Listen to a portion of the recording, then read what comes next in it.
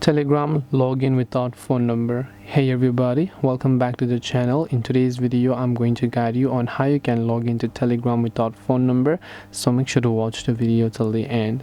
Now if you want to log into Telegram without phone number, so if you open up phone number and then if you have opened up Telegram account and it's asking you to log in, well, you can see right off the bat the first thing that it asks me is my phone number. So it doesn't ask me for an email or other sort of information. The only thing that it requires is my phone number.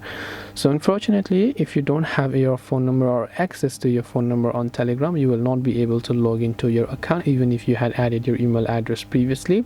Your email address is only used in case you forgot your password and you want to reset it. Other than that, there is no way for you to go ahead and then basically find out and log into your Telegram account without the phone number, because without the phone number you can't prove that you are that owner of the phone number, and as a result, if you can't prove your ownership, Telegram cannot give you access to someone's random account. So I hope this video helped you. If you have got any more questions, feel free to leave them down. Thank you for watching and see you in the next video.